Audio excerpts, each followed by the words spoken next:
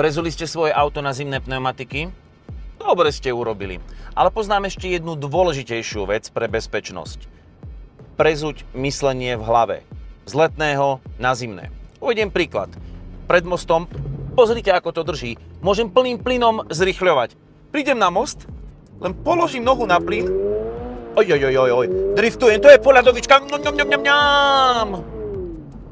Čiže v tomto prechodnom období, ale aj počas celej zimy, nespoliehajte sa opovážlivo na zimné pneumatiky, čítajte cestu, aký má charakter a jazdite možno o niečo opatrnejšie, než si myslíte, že je správne. Dnes je -1, vonku vlhko, majte sa na pozore.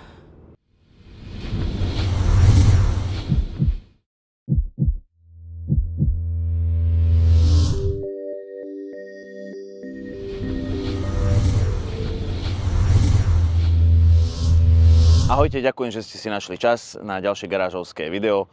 Posielam vám srdečný pozdrav z najzápadnejšieho cípu Európy, od Atlantiku. A toto je miesto, na ktorom sme jazdili s mnohými automobilovými premiérami. Ani jedna tu nebola statická, čo je práve tento prípad. A na každé to auto sa viaže nejaká emócia. Možno taký kilometrik opodiaľ sme s jednou premiérou raz zapadli v piesku s Majom Bónom, museli nás vyťahovať. Čiže tie emócie nejaké sú. A teraz je veľmi silná emócia, pretože hoci nebudem jazdiť, som svedkom pokračovania jednej významnej automobilovej ságy menom Duster. Je to auto, s ktorým mám aj ja skúsenosť. Je to auto, ktoré dá sa povedať, že v rámci prístupných SUVčiek dobilo svet. A tu máte prehľad toho, čo sa dialo doposiaľ. Prvý Duster. Veľká udalosť, široké blatníky a rok 2010. Následne rok 2013. A Duster faceliftovaný, ktorý mám doma v LPG-čkovej verzii.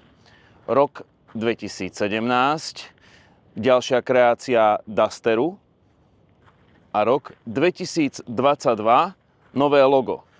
A otázka je, čo prinesie rok 2024. Tak včera večer som sa zoznámil s novinkou nečakane. Mali sme nový Duster uvidieť v predpremiére až dnes do poludnia, ale bolo prekvapko a takéto boli moje prvé dojmy.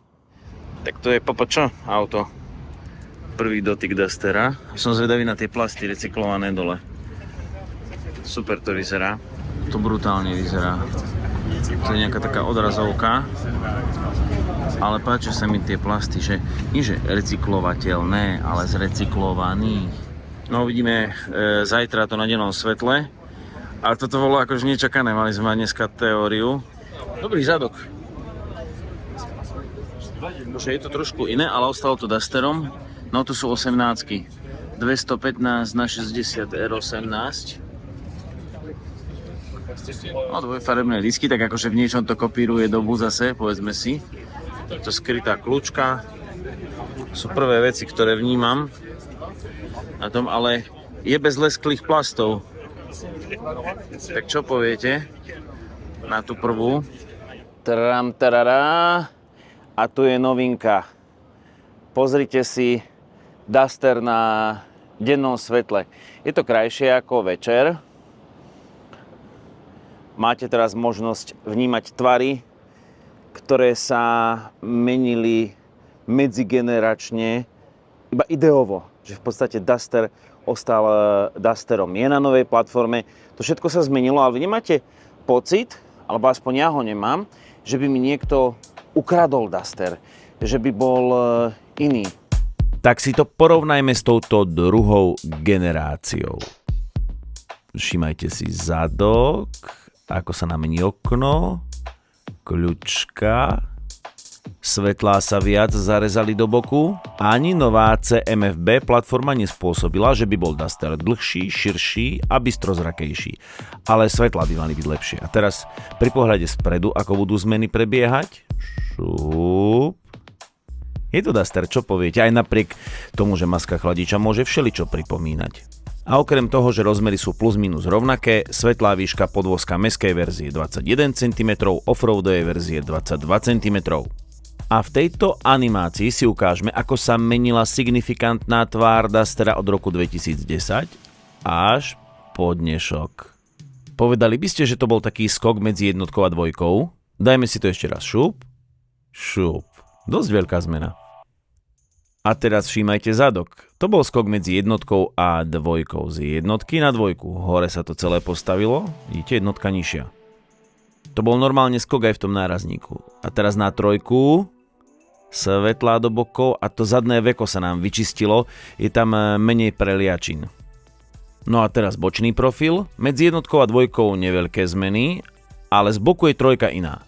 A okrem toho, že mi učarovalo zachovanie filozofie a proporcií, som rád, že Dacia vidí eko po svojom a to mi je sympatické. A tu máte vysačku toho, že Dacia plasty používa také, ktoré sa nielenže budú môcť 100% recyklovať, to je pravda, ale už je to aj 20% recyklátu a vlastne to je trošku zmysel poukázať aj na tento druh eko. Že vo filozofii Dacie eko znamená použiť pohonné jednotky, ktoré sú úsporné, vrátane LPG, znížiť náklady na výrobu, inak to poviem, nevyrábať blbosti, zbytočnosti. A keď sa rozprávame o plastoch, o recyklácii, o dopade na životné prostredie, tak to urobíme tak, že už niečo z toho recyklovaného sa použije v aute. A tu to vidíte v tej štruktúre. A okrem toho, že to má ten druhý vedľajší efekt recyklácie, tak je to pekné. Veľmi dobre to na mňa pôsobí, že sa v tom neodrážam, je to na omak výborné. Pomerne robustne a tak pružne vyzerá aj táto mriežka. Nie je tu dole radar. Tu máte klasické mlovečky, ktoré sú pekne zabudované v celom tom nárazníku a už v podstate táto mestská verzia, ako máte možnosť vidieť, má celkom pekne urobený ten predný nárazník. Duster 2024 v mestskej verzii, v predokolke, v hybridnej stojí pred vami.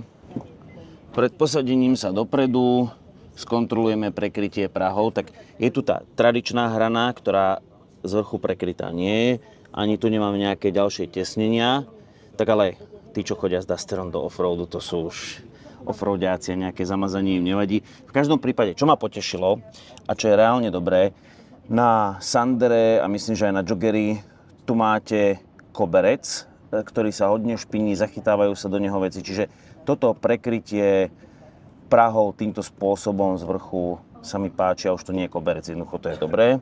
Výškové nastavovanie sedadla. Nikdy v Dacii nenájdete masážne sedadlá, elektrické ovládanie, pretože toto je filozofia nekomplikovať zbytočne vozidlo. No a pozrime sa na sedadlá, inak len tak na okraj, toto je vegánsky interiér, hej. To znamená, žiadne zvieratka neboli použité na to, aby ste čokoľvek do toho interiéru priniesli.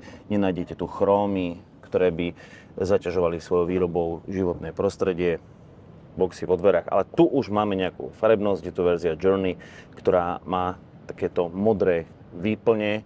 Potom si ukážeme tú offroadovú a pozrime sa do kokpitu. Skúsim sa posadiť, aby ste to mali tak trochu mojimi očami. Tak si prebehníme volant, ovládanie tempomatu. Akože až takéto tvarovanie ja nemusím, ale na prvý omak akože perfektný volant. Tu máme ovládanie palubného počítača v strede. Aha, takto. Čiže máme tu už multifunkčný displej. A čo sa mi páči, ja osobne to mám rád možno, pretože som aj Renaulťák a Daciak, tak ovládanie rádia pod volantom. Tento tradičný francúzsky systém mňa osobne baví, takže na prvú fajn, 2 USB-C vstupy na nabíjanie, tu máme dokonca fuha, nabíjanie mobilného telefónu bezdrôtové a nabíja. Tu je miesto na nabíjanie kľúča. Je pravda, že v týchto tvarovaných stojanoch na poháre nie sú žiadne gumené výstupky. Akože tie by sa mi tam páčili. Zaujímavý povrch, ako keby to bola taká syntetická alcantara má lakťová opierka. To je veľmi príjemné na ruku. Tu je ďalší ukladací priestor. Akože chcelo by to doma urobiť taký drobný tuning, že vlastne na to dno si vystrihnete tie gumené také výstelky, ktoré sa predávajú. Toto môže byť celkom dobré na kľúče. A toto je volič automatické prevodovky, tak už aj do Dacie prišla táto doba. Ale v tom, ako sú dnes ostatné autá také akože uhladené, všetko je lesklé, klavírový lak, tak tu sú použité matné plasty, celkom akože prívetivé. Inak ja to skúsim takto zavrieť. Ľudia, a teraz, že chválovské zapretie.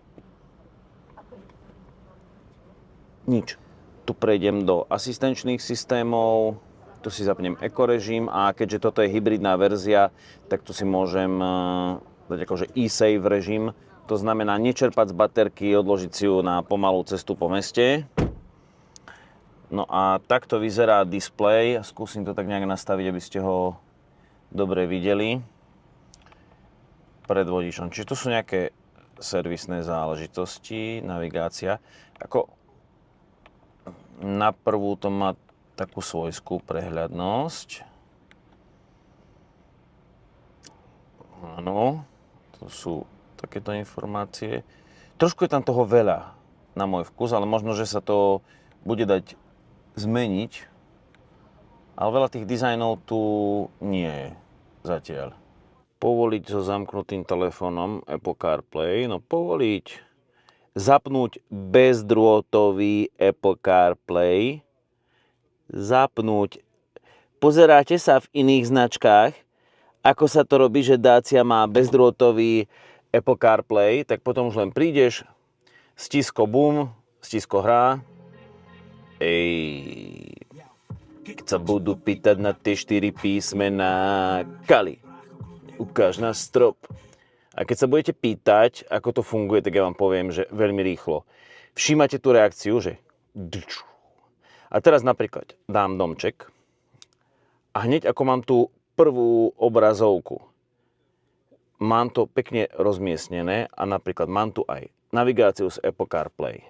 Bum, prídem a mám takúto parádnu navigáciu. Kvalita obrazu, aká tu je, ako to rýchlo funguje. A čo sa mi páči, tak na spodnej lište mám zase ovládanie klimatizácie. Všetko si tam viem pozapínať a mám to zobrazené v tejto lište. Dacia nám ukázala aj príslušenstvo, napríklad takúto kapsu na doklady, ktorá má okrem reflexného pásiku aj tento klikový systém, novinku, a ten môžete šupnúť takto sem. Taška visí, tašku odstránim. No a takto vyzerá Simply Clever v podaní Dacie s kockou, ktorá môže slúžiť ako držiak na nápoje. Dáte ju sem, potom tu je ten vešiačik. A tu je zase to svetielko, ktoré môžete dať aj do batožinového priestoru, dokonca hore na samý vrch, ukážeme si. A takto vyklopíte, zapnete a môžete to mať ako svetlo na kempovanie napríklad. A viete, ako to býva na tých prezentáciách? Hovoria vám, žiadne ambientné podsvietenie, žiadne zbytočnosti. Pozrite sa, ako vyzerá ambientné podsvietenie na nohy v podaní Dacie. Kmás a už to máš. Ale inak tu treba dať držiaček na kabelku, lebo ženy nepoznajú batožinový priestor. Oni všetko hádžu sem na zem a takto si tu môžu zavesiť kabelku s vešiačikom. Toto je on, cvak, zavesíš a ideš, odstrániš. Za zipsom sú Isofixy. Ako celkom fajn riešenie, francúzske automobilky to používajú. Vzadu 2 USB vstupy, toto je verzia Journey. Tu tiež má ten U-Click, na ktorý môžete príslušenstvo s normovaným uchytom pripnúť. Hlavové opierky, v podstate taká klasika, zaujímavá hlavne to stredné miesto. Skúsim sa tam posadiť. Neviem, ako by to bolo za šúlkom, hej. Ale čo sa mi páči, vysoko je hlavová opierka, že aj tie ramená vzadu si máte kde oprieť. Pekné polstrovanie strechy. Pozrite, toto sa v podstate už často v autách nenosí. Ručky na všetkých troch miestach okrem šoféra, čo je logické. A keď sa na to pozrieme, tak ma zaujalo, ako je urobená strecha. Neviem, či to bude vidno, že pozrite, aké je tu vybratie v tej streche. Akože, neviem dôvod, ale takto je to urobené. Tu máte stropný panel a tu je ako keby miesto, keď to bude s pravostranným riadením, kde pôjde to madlo. Háčiky na dverách. Toto sú tie prvé pozorovania. A napríklad takéto okladacie priestory, to mi tak pripomína, že je mnoho vecí pro nic. Bal som sa trošku tých zdvihnutých okrajov, že ako to bude vyzerať, že či to nebudem príliš utopený, ale ani nie. Takže celkom fajn. No čo, posadíme sa dopredu. Vzadu mi to príde ako užitočné auto s relatívne slušným priestorom. A teraz takto po skalách prichádzam k inak štilizovanému Dusteru. A toto je tá Extreme verzia, ale už má tú adventurovskú výbavu a peknú kombináciu farieb. V tej svetlej sa mi páči, robustný zadok.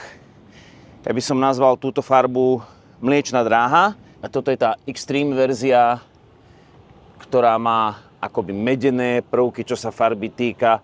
Vidie to aj na implementovaní loga Dacia.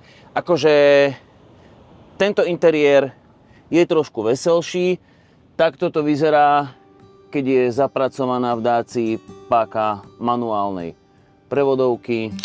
A takto to vyzerá, keď sa Jose fotí v zálive. Jedna poloha strieda druhú a kým sa vyfotím do síta, tak si povedzme, že digitálne budíky budú v najvyšších dvoch výbavách, Journey a Extreme.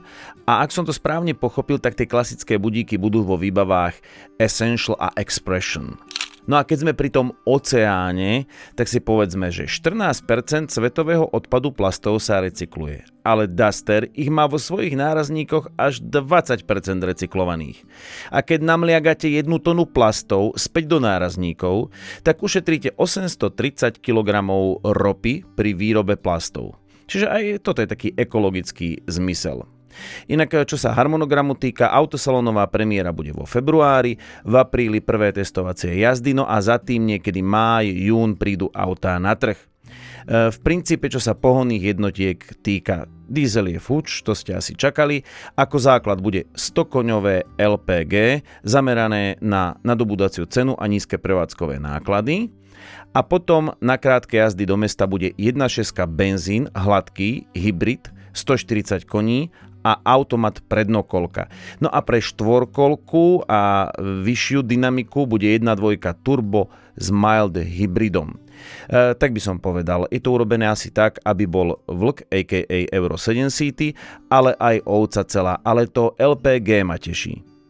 Aha, to nie je LPG, ale presne, takýto biely Duster prvej generácie po facelifte doniesol Vašo Lipavský do Brezna a keď sme sa stretli, tak mi hovorí, aké je to parádne a my sme sa doma rozhodli pre takýto Duster, máme ho 9 rokov a zapadli sme medzi 34% klientov, ktorí si v Európe kúpili Daciu s LPG pohonom. No a presne na starom kontinente sa Dacia stala lídrom, pretože u ostatných automobiliek to vypadávalo. Patrí jej 60% LPGčkového trhu v Európe. No a keď sa asi pozreli na tie štatistiky a možnosti do budúcna, tak líder v oblasti LPG pokračuje a tretia generácia Dustera bude mať aj takýto pohon. Bude to známy trojvalec, ktorý má výkon 100 koní, krútiaci moment 170 Nm, dve nádrže, ktoré dokopy vedia dať nejakých 1300 km, ale čo je podstatné, tú 50-litrovú nádrž LPG naplníte o 40 eur lacnejšie približne ako tú benzínovú. A prevádzka nie je len ekonomickejšia, ale trošku viac eco-friendly. Tie emisie sú lepšie minimálne o 10%. A často dostávam otázku, ako to bude v blízkej budúcnosti. Rasťo, čo ten nástup elektriky? Čo ja viem, tak to iní riadia. Ale keď sa pozrieme na Daciu, tá nám môže slúžiť ako kompas. Podobne ako Toyota. Tak nejak to bude, že áno, už majú aj nejaké elektrické auto v Dacii. Je to Spring ako ďalšie auto v rodine, to znamená, že je to pre tých bohatších klientov Dacie ako doplnok. Ale už majú aj nejaké hybridy. Áno, ide to týmto smerom. Usporia palivo, nižšie budú emisie, ale ostáva aj LPG, takže žiadna panika. V pokoji, v pohode pokračujeme. No a teda už Duster prichádza aj s hybridnými verziami a poďme sa na ne pozrieť.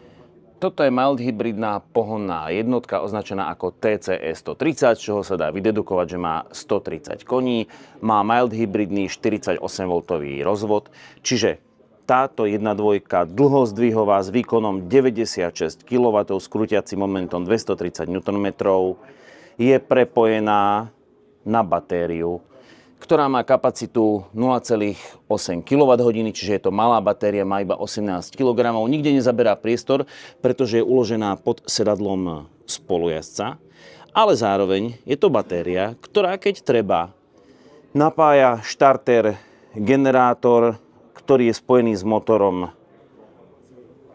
takýmto remeňom. A buď motor štartuje, alebo dobíja batériu, pomáha nejakými 12 kW a v podstate by mal nahrádzať takýto zložitý štarter, generátor, alternátor, tú silu, ktorú by zabezpečil možno jeden valec. A pozrite, že to nie je obyčajný alternátor, pretože je tu elektronika zaliata v takejto fólii, by sme sa jej nedotýkali, pozrite, ale pomerne zložitá elektronika. To má podľa mňa procesor, ako mali dakedy počítače. Tento trojvalec má priamy vstrek paliva pod tlakom 350 barov, má variabilné časovanie vačkových hriadeľov, má vyvažovací hriadeľ, je spojený so 6-stupňovou manuálnou prevodovkou a tam môže mať buď rozvod diferák vpredu a bude to predokolka, alebo práve toto je tá verzia, ktorá bude poháňať štvorkolku v Dusteri. Tu máte vývod na kardan, čiže toto je tá štvorkolková verzia. Turbodúchadlo, systém zahrievania motora, to všetko je už otestované v modeloch Renault. Takže Dacia ide cestou aj úspory nákladov, berie ako vždycky osvedčené veci od Renaultu a v princípe tá úspora paliva pri štvorkolke by mala byť 15 až 20% oproti predchádzajúcim benzínovým verziám. Takže štvorkolka by mala jazdiť efektívnejšie. Ako hovorí sa o 20%, ale tak akože buďme realisti. A toto je full hybridná verzia Dustera, ktorá má atmosférický motor, benzínovú 1.6, ale aj dva motory. Oba sú sústredené vpredu, lebo je to predokolka. Jeden je napojený priamo na prevodovku, je to ten vysokovýkonný motor a ten druhý je štarter generátor, ako ho poznáme z ostatných hybridných verzií. Je tu automatická prevodovka, špeciálna, bezspojková, to znamená, že je to automat, je to vlastne ten multimód prevodový systém, ktorý poznáme od Renaultu, čiže atmosférická 1.6 v kombinácii s týmito elektromotormi dosahuje výkon 140 konských síl a pochopiteľne je tu väčšia batéria a tam už trochu sú inak rozdané karty v batožinovom priestore. Vieme mať v hybridnej verzii dvojité dno, vieme tu mať takýto systém oddelenia, ale pozrite sa, vďaka tej batérii tu máme možnosť uchytiť rezervné koleso, aby táto verzia nebola bez rezervy, ale už pod touto tkaninou nie je priestor tam niečo obchať. Čiže hybridná verzia s automatom, kto chce hybrid, tak musí mať automat, a kto chce automat, musí mať hybrid. Ale celkom taký rozumný, jednoduchý. Tá elektrifikácia Dacie ide postupne pomaličky. Neviem, či to počujete aj vy, ale tam vľavo odo mňa je okruh Estoril a počul som nejaké pretekárske špeciály. A viete, čo sa deje vpravo? Tam pod horou nejaké čierne psy čabreše. A to mi úplne prišlo na lebo keď sa išlo zo školského výletu, tak sa spievalo pod horou čierne psy čabreše. A áno, Dacia sa prezentuje aj ako auto do outdooru, na výlety. Máme tu pripravenú aj takúto expozíciu piknikovú. Ale chlopáky sú živé, tak? Výborne. Aj s pivkom. Takže Dacia je aj auto do prírody. A pomaličky odchádzam. Najvyšší čas sa rozlúčiť a nejako to sumarizovať. Tak skúsim. Dizajn paráda. Najviac ma na tom chytilo, že Duster ostal Dusterom, že to auto sa vo svojom princípe nezmenilo. Je nové. Má nové pohonné jednotky, nové technické riešenia, teším sa na test štvorkolky, príde na trh niekedy prelom máj-jún, prvé jazdy sú naplánované niekedy na apríl, ak všetko dobre pôjde, čiže ako celok parádne, možno trošku veľa takých serepetičiek tam je, Simply Clever, budú zrejme užitočné. Jediné, čo by som, tak k tomu dizajnu, k tomu parádnemu využitiu plastov sa mi nehodia 18-palcové dvojfarebné kolesa. Tam je jediný taký lesklý kúsok, ktorý sa tomu celému asi nehodí. Ináč akože odchádzam z Portugalska úplne, že unesený. Topka, jednoznačná, teším sa na prvú jazdu. Čaute.